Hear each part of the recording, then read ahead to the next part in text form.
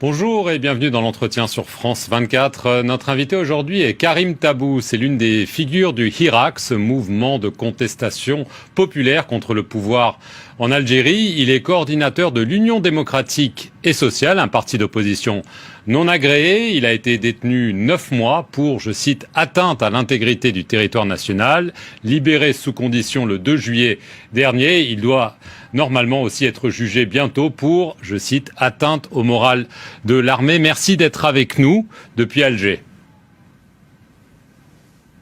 Merci de m'inviter à ce débat. Alors, dans un entretien accordé à l'hebdomadaire Jeune Afrique, le président français Emmanuel Macron a déclaré la chose suivante. Je ferai tout ce qui est dans mon possible pour aider le président Tebboune dans cette période de transition. Car il est courageux. On ne change pas un pays en quelques mois. Et il ajoute, il y a eu un mouvement révolutionnaire qui est toujours là sous une forme différente, mais il existe aussi une volonté de stabilité, en particulier dans la part la plus rurale de l'Algérie. Alors cette interview a fait des vagues en Algérie. Vous avez vous-même adressé une lettre ouverte au président français parce que cela vous met en colère. Pourquoi ?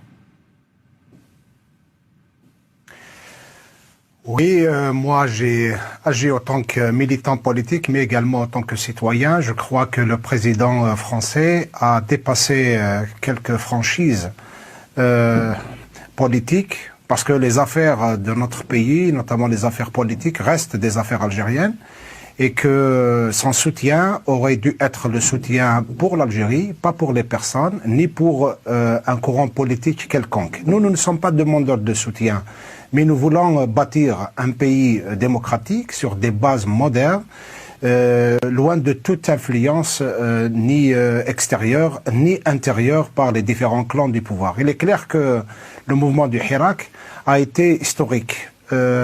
Jamais dans notre pays on a connu un tel mouvement qui a rassemblé des millions dans une démarche pacifique, sans avoir porté atteinte à quoi que ce soit. Bien au contraire, c'était les jeunes, les femmes, les universitaires, toutes les franges de la société avaient contesté le système de gouvernance et avaient exigé également que l'on bâtisse définitivement dans ce pays un état de droit, une justice indépendante et pour que la jeunesse reprend espoir. Donc l'intervention du chef de l'État français était non seulement une interférence, mais plus encore, c'est les soutiens traditionnels de la France au régime, à un moment où, quand on parle de soutien à Tebboune, qui mène une transition parce qu'il est courageux, je pense soutien à Tebboune contre qui? Il est courageux par rapport à quoi?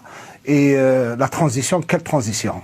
Bien au contraire, aujourd'hui, les Algériens vivent un processus contre-révolutionnaire qui a fait que une dynamique positive, citoyenne, extraordinaire, a été complètement attaqué au sens propre du terme par le pouvoir, par des procédés qu'on connaît bien, les arrestations, les restrictions de tous les espaces à l'expression de la population et tous les moyens qui ont été mobilisés en termes de propagande, en termes de surveillance de population pour réduire complètement les espaces à l'expression. Donc en fait, vous, ce qui vous choque, c'est le soutien au président Tebboune de la part du président Macron, même s'il parle aussi de transition. C'est ça qui vous gêne plutôt que l'interférence dans les affaires algériennes, finalement.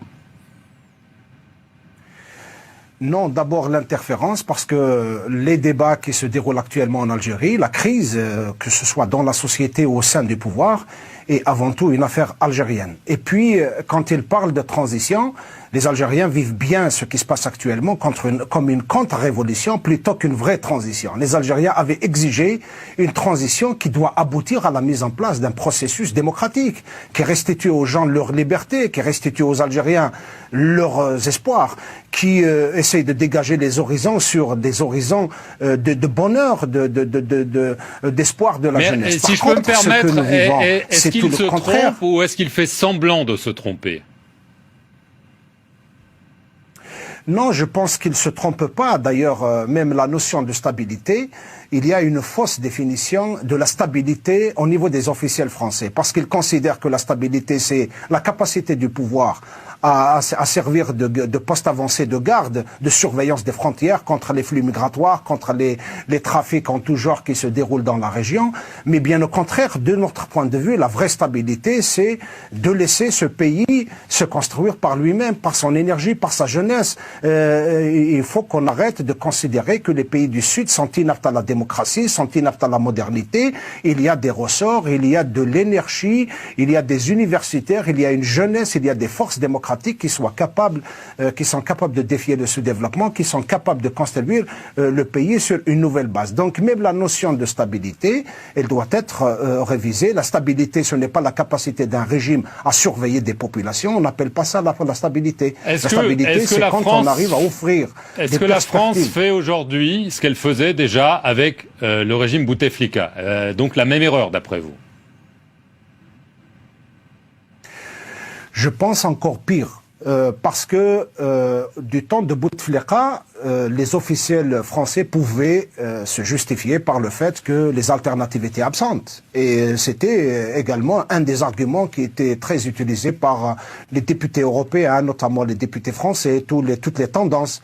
On nous reprochait le fait que sur le terrain, il n'y avait pas d'alternative structurée, organisée. Mais après ce qui s'est passé, une telle dynamique du Hirak a laissé exploser l'énergie de la jeunesse en termes de débat, en termes de slogans, en termes de sujets qui ont été débattus. Je pense que c'est pire. Et puis, c'est en cohérence avec les prises de position antérieures. Souvenez-vous de la déclaration de Hollande lorsque, devant le fait que les Algériens avaient constaté pendant des années l'incapacité du président à gérer les affaires du pays, et puis voilà, le président de français, il vient et il assène devant les Algériens qu'il n'a jamais rencontré un président d'une telle alacrité intellectuelle. Et aujourd'hui encore, on expédie tout ça, on balaie toute une dynamique citoyenne démocratique et on apporte le soutien à un régime qui est liberticide, qui emprisonne des journalistes, qui met en prison des militants, qui surveille les réseaux sociaux, qui interdit les manifestations publiques, qui ferme les salles aux conférences et aux débats. Et là, on ne peut pas considérer cela comme une transition. Donc pour vous, l'Algérie est une dictature encore aujourd'hui ? En tout cas, c'est un régime qui essaie de se maintenir contre la volonté du peuple. Alors, il y a quand même eu un référendum sur une nouvelle constitution. Pour vous, ce n'est pas un progrès. Enfin, le but du régime est de se maintenir et de ne pas véritablement offrir une alternative. Il n'y a pas d'élection, il n'y a pas de référendum dans un pays où il n'y a pas de liberté. On ne peut pas parler de référendum, on ne peut pas parler de constitution, on ne peut pas parler d'élection dans un pays, n'importe quel pays, où les citoyens n'accèdent pas à leurs droits les plus élémentaires, à savoir participer à la vie politique, s'investir dans le débat, avoir le droit d'exercer pleinement leur citoyenneté, leur liberté. Ce n'est pas le cas en tout cas en Algérie, bien au contraire. Le régime, après avoir laissé passer une vague de contestation, a pris le temps pour élaborer ses stratégies répressives et c'est ce que nous voyons aujourd'hui. Bien au contraire, le pouvoir essaie de se restructurer contre la révolution, contre la démocratie, contre les citoyens. Alors le problème, c'est le Hirak, évidemment, la difficulté de se structurer, d'offrir une véritable alternative. Est-ce que vous admettez qu'il y a une difficulté à concrétiser cette dynamique dont vous parlez ? Enfin, je pense qu'il faut sortir de cette logique de démocratie d'appareil. Parce que la démocratie d'appareil, effectivement, nous avons vécu par le passé un semblant de vie politique, de partis, de structures, d'élections, de présidents, etc. Je pense que les Algériens ont voulu cette fois sortir de cette logique de dynamique d'appareil pour aller vers une dynamique citoyenne sérieuse qui permettra l'émergence de nouvelles idées, de nouvelles figures, de nouvelles mœurs politiques, de nouvelles façons de concevoir l'avenir. Et je pense que là, la jeunesse algérienne, elle veut pas les arrimages anciens, ni les arrimages à l'Occident, ni les arrimages à l'Orient, ni les arrimages à Paris, ni à Washington, ni à Riyad, ni à Doha. Bien au contraire, les Algériens veulent construire une Algérie algérienne fondée sur la modernité algérienne qui respecte les règles démocratiques, qui respecte le suffrage universel et qui donne de l'espoir à la jeunesse. Au fait, tout ce qu'on est en train de faire, c'est essayer de redonner de l'espoir à la jeunesse. Ce pays est constitué de 70% de jeunes. Pourquoi ces jeunes se jettent dans la mer? Pourquoi ces jeunes cherchent à aller à Paris ou cherchent à aller ailleurs? Un pays riche, un pays qui a tout le potentiel, tous les avantages pour que la jeunesse s'investisse, crée et envie de rester dans ce pays. Ce n'est pas normal qu'un pays aussi vaste qui fait en termes de superficie 5 fois la France et qui a...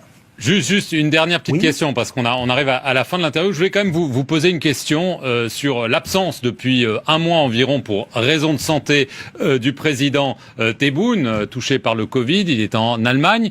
Qu'est-ce que ça vous évoque? Pour certains, ça rappelle les années Bouteflika. Quelle est votre réaction à cette vacance du pouvoir, entre guillemets? Oui, c'est un épisode qui s'ajoute aux anciens épisodes, mais tout le monde sait, en Algérie en tout cas, les forces démocratiques, les jeunes, les Algériens savent bien que le pouvoir ne s'est jamais exercé au niveau des institutions. Une des caractéristiques du régime algérien est que le pouvoir s'exerce en dehors des institutions. Donc vous avez des institutions de façade et l'élection du président n'a pas été conforme au principe. Donc pour vous, c'est une marionnette de l'armée, le président Tebboune?